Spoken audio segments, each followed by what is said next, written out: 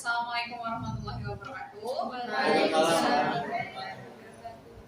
Ini kami dari kelompok 2. Di sini kami akan memulai membuka diskusi tentang tindak pidana korupsi dalam perundang-undangan dan perkembangannya.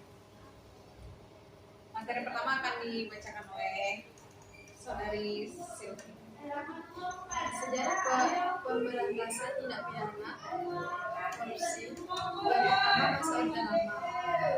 Pemberantasan korupsi secara empiris dimulai sejak 1957 dengan dikeluarkannya Peraturan Penguasaan Militer Nomor 6 Tahun 1957 atau PRT PM 06 1957 tentang langkah pemberantasan korupsi. Fokus dari peraturan ini adalah penyelidik politisi yang menghimpun aset mencurigakan dengan memeriksa rekening pribadi mereka. Tentara juga diberi kewenangan untuk menyita aset tersangka, tapi terbatas pada pelaku korupsi sesudah 9 April 1957. Beberapa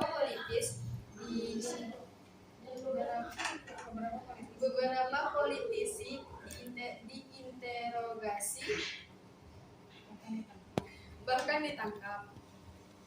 Langkah pemberantasan korupsi ini pun akhirnya menggetarkan banyak pihak. Namun Jenderal A.H. Nasution akhirnya mengaku kesulitan dalam memberantas korupsi.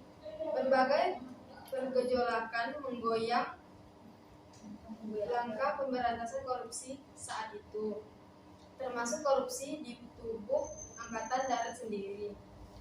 Pada tahun 1959, Presiden Soekarno mengawasi setiap aktivitas aparatur negara dan melakukan penelitian. Lembaga ini mendapatkan respon yang luar biasa di awal kehadirannya. Hingga Juli 1960 tercatat ada 912 laporan korupsi yang dilaporkan masyarakat, di mana 400 diantaranya diproses. Januari, lembaga kedua yang bernama Panitia Retolling Aparatur Negara atau PERAN didirikan pada Januari 1967 dengan persetujuan Soekarno. Lembaga ini diprakarsai dan diketuai oleh A.H. Nasution. Namun keberadaan dua lembaga ini akhirnya tumpang tindih. Bapekan kemudian dibubarkan pada Mei 1962, sementara PERAN dibubarkan setelah lembaga ini baru menangani 10% dari kasus mereka pada Mei 1964. Masa Orde Baru, pemberantasan korupsi pada Orde Baru tidak jauh berbeda dari Orde Lama. Bahkan korupsi disebut semakin merajalela dan merata hingga semua ini kehidupan dan pemerintahan. Presiden kala itu Soeharto terus dituntut untuk menunjukkan keseriusannya dalam memberantas korupsi. DPR akhirnya mengesahkan Undang-Undang Nomor 3 Tahun 1971 tentang pemberantasan tindak pidana korupsi. Namun, terdapat beberapa kelemahan dalam undang-undang ini. Orde Baru merupakan rezim yang paling banyak mengeluarkan peraturan karena masa pemerintahannya yang cukup panjang. Namun sayangnya tidak banyak peraturan yang dibuat itu berjalan efektif. Korupsi dikutip dari laman Komisi Pemberantasan Korupsi atau KPK.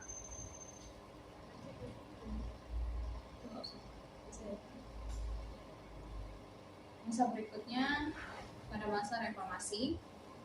Era reformasi yang lahir dari Gerakan Nasional Penyelamatan Indonesia dari Korupsi, Kolusi, dan Nepotisme atau KKN diharap dapat menunjukkan keseriusan dalam pemberantasan korupsi. Di era Presiden B.J. Habibie, pemberantasan korupsi dimulai dengan dikeluarkannya Undang-Undang Nomor 28 Tahun 1999 tentang penyelenggaraan negara yang bersih dari KKN. Dengan berlandaskan undang-undang ini, dibentuklah sejumlah lembaga anti korupsi seperti Komisi Pengawas Kekayaan Pejabat Negara atau KPKPN. Pemerintah era B.J. Habibie juga mengeluarkan Undang-Undang Nomor 31 Tahun 1999 tentang pemberantasan tindak pidana korupsi. Di masa pemerintahan Abdurrahman Wahid atau Gus Dur, dibentuk sebuah tim gabungan pemberantasan tindak pidana korupsi atau TGP-TPK pada tahun 2000. Lingkup wilayah kerja tim ini menyasar pejabat penegak hukum dan unsur masyarakat sipil. Gus Dur bahkan mengeluarkan peraturan pemerintah atau PP nomor 71 tahun 2000 tentang tata cara pelaksanaan peran serta masyarakat dan pemberian penghargaan dalam pencegahan dan pemberantasan tindak pidana korupsi. Di era Presiden Megawati Soekarno Putri, berbagai kasus korupsi menguap dan berakhir dengan cerita yang tidak memuaskan masyarakat. Pemerintahan Megawati kemudian membentuk Komisi Pemberantasan Tindak Pidana Korupsi atau KPTPK melalui Undang-Undang Nomor 30 Tahun 2002 tentang Komisi Pemberantasan Tindak Pidana Korupsi. Lembaga inilah yang menjadi cikal bakal Komisi Pemberantasan Korupsi atau KPK. Struktur dan kelembagaan KPK berdiri independen dan tidak dipengaruhi kekuasaan manapun. KPK pun langsung menunjukkan taringnya dan menjadi lembaga yang diakui para pejabat. Presiden Susilo Bambang Yudhoyono atau SBY tetap mempertahankan KPK. SBY pun membuat gerakan dengan membentuk tim pemberantasan tindak pidana korupsi. Tim ini bertanggung jawab langsung kepada Presiden. Namun, pertengahan 2007, tim Tas Tipikor dibubarkan. Meski begitu, KPK tetap bekerja. Berbagai kasus korupsi besar dan kecil diungkap. Sederet nama pejabat ikut ditangkap akibat kasus korupsi. KPK pun mendapatkan hati masyarakat. Hingga era Presiden Joko Widodo saat ini, keberadaan KPK beserta Pengadilan Tindak Pidana Korupsi atau Tipikor yang terpisah dari pengadilan umum masih menjadi kekuatan dalam pemberantasan korupsi. Bagian berikutnya ada latar belakang lahirnya delik korupsi dalam perundang-undangan korupsi. Yang pertama ada delik korupsi yang dirumuskan oleh pembuat undang-undang. Kedua, delik korupsi yang diambil dari KUHP dan dibagi menjadi dua, yaitu delik korupsi yang ditarik secara mutlak dari KUHP dan delik korupsi yang ditarik secara tidak mutlak dari KUHP.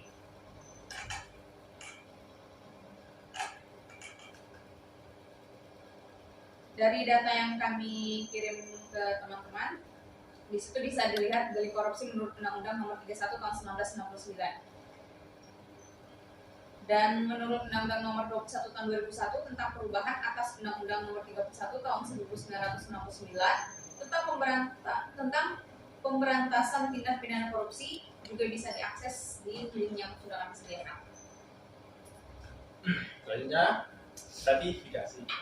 Gratifikasi adalah pemberian dalam arti luas, yakni meliputi pemberian uang, barang, kerabat, dalam kurung diskon, komisi pinjaman tanpa bunga, tiket perjalanan, fasilitas penginapan, perjalanan wisata, pengobatan juga cuma, dan fasilitas lainnya. Gratifikasi tersebut baik yang diterima di dalam negeri maupun di luar negeri, dan yang dilakukan dengan menggunakan sarana elektronik ataupun tanpa sarana elektronik. Penjelasan dalam pasal 12B Undang-Undang Nomor 20 Tahun 2001 tentang perubahan atas Undang-Undang Dasar atas Undang-Undang Nomor 31 Tahun 1999 tentang pemberantasan tindak pidana korupsi. Namun, ketentuan sebagaimana yang dimaksud dalam pasal 12 di ayat 1 tidak berlaku jika penerima melaporkan gratifikasi yang diterimanya kepada Komisi Pemberantasan Tindak Pidana Korupsi 30 hari sejak menerima gratifikasi dalam pasal 12C ayat 1 dan 2 Undang-Undang Nomor 20 Tahun 2001. Unsur-unsur gratifikasi. Gratifikasi diperoleh dari pihak yang memiliki hubungan jabatan dengan penerima. Tidaklah perlu pegawai negeri atau penyelenggara negara berwenang melakukan hal-hal yang dikehendaki atau diminta oleh pihak pemberi, akan tetapi cukup bahwa jabatannya kemungkinan untuk berbuat sesuai kehendak pemberi. Berhubungan dengan jabatan tidak perlu berdasarkan undang-undang atau ketentuan administrasi. Tetapi cukup jabatan tersebut memungkinkan baginya untuk melakukan apa yang dikehendaki pemberi. Penerima gratifikasi tersebut bertentangan dengan kewajiban atau tugas penerima. Penerima gratifikasi dilarang oleh hukum yang berlaku. Hal ini tidak dibatasi aturan hukum tertulis mata. Namun juga menyentuh aspek kepatuhan dan kewajaran yang hidup di dalam masyarakat. Unsur ini tidak mengendaki berbuat atau tidak berbuatnya pegawai negeri, penyelenggara negara sebelum ataupun sebagai akibat dari pembuatan gratifikasi.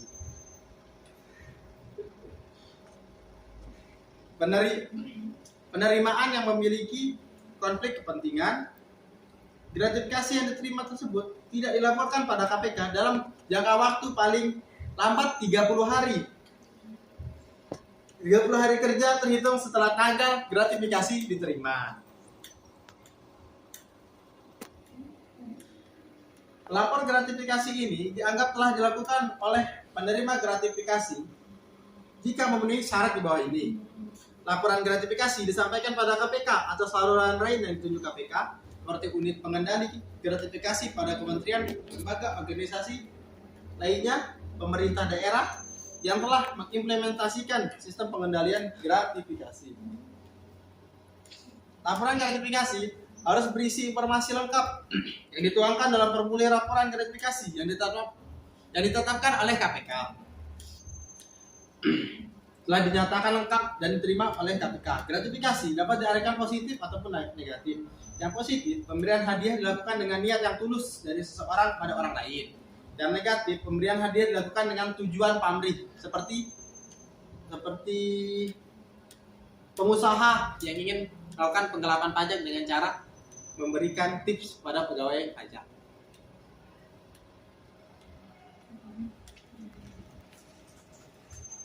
Di kami, mungkin di sini kiranya ada teman-teman yang mau menambahkan atau mau bertanya.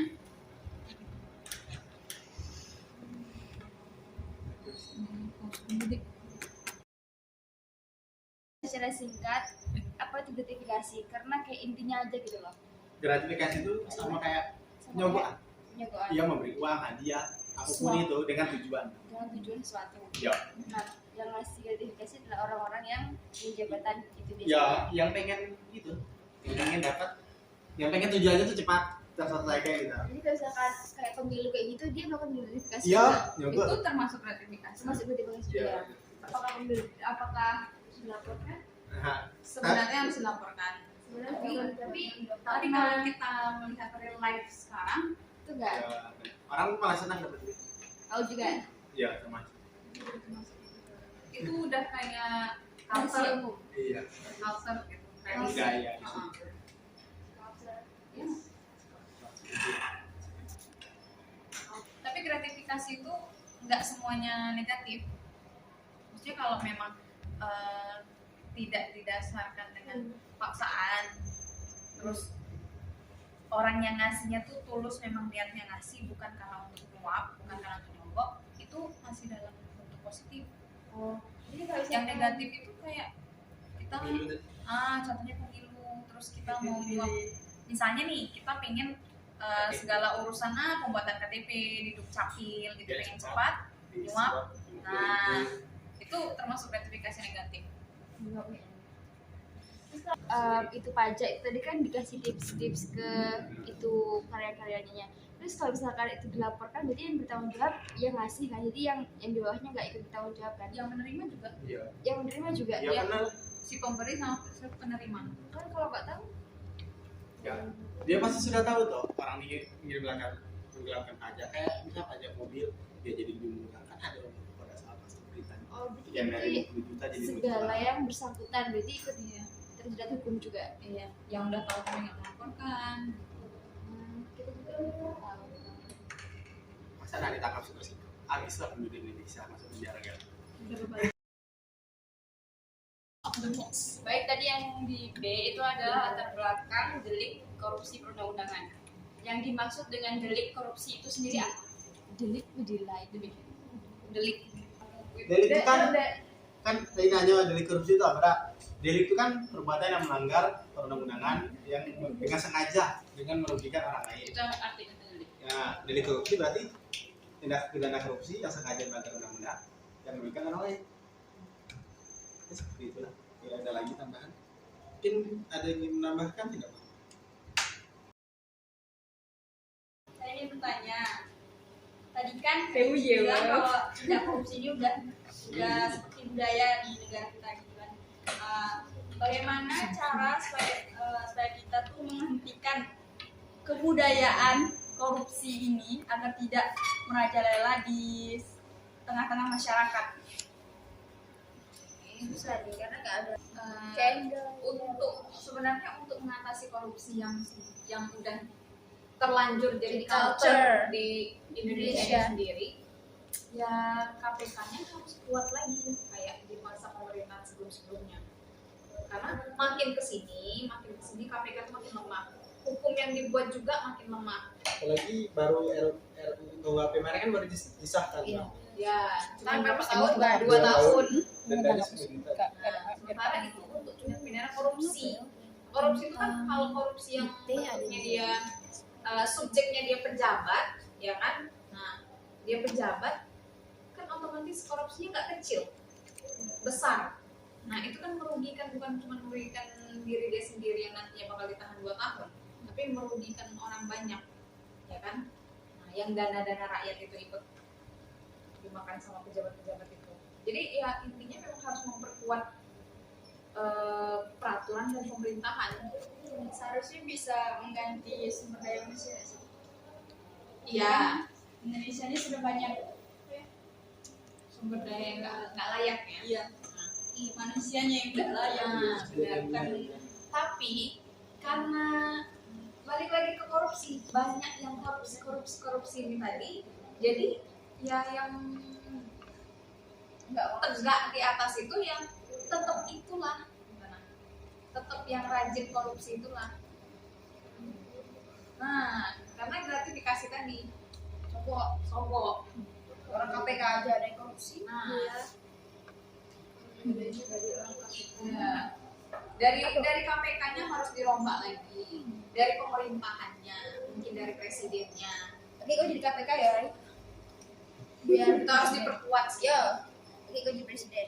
Tadi kan katanya kalau korupsi kan nggak mungkin kecil loh, kan nggak mungkin kecil korupsi, tergantung korupsi tadi. Kalau misalnya tersangkanya tuh kan udah terpidana dalam ada korupsi kan. Nah, jadi kalau misalnya dia udah mengembalikan kerugian itu, udah mengembalikan apa yang dia korupsi tadi, apakah hukum masih berlanjut atau bukan? Hukum tahanannya Oh, berarti walaupun dia sudah mengembalikan tuh hukum tahanan yang tetap. Tapi kenapa kalau kayak itu tadi yang pejabat itu tadi dibebaskan? dia punya duit, kan dia punya uang. Kembali menyuap lagi. Jadi suap Itu tuh hal yang tidak ada pangkalan, tidak ada akhir. Kayak korupsi ini kayak nggak ada ujungnya. Nah, berarti hukumnya tadi tetap berlanjut. iya, tindak pidananya tetap berlanjut. Kecil ya sih. Jadi kayak kecil besarnya itu sekarang nggak bisa kita tentukan. Sesuai duit orang tua, jangan ciri. Berarti kalau dia walaupun dia pejabat ada main suap. kayak hukum itu bisa dibayar gitu di Indonesia ini. Indonesia ya. Oke, baiklah, sekian penyampaian materi dari kami. Lebih dan kurang kami mohon maaf. Kita tutup diskusinya sampai hari ini. Kita tutup diskusi hari ini sampai di sini. Terima kasih untuk teman-teman yang sudah mau ikut berpartisipasi. Kami akhiri, wabillahi taufiq wal hidayah. Wassalamualaikum warahmatullahi wabarakatuh. Waalaikumsalam warahmatullahi wabarakatuh.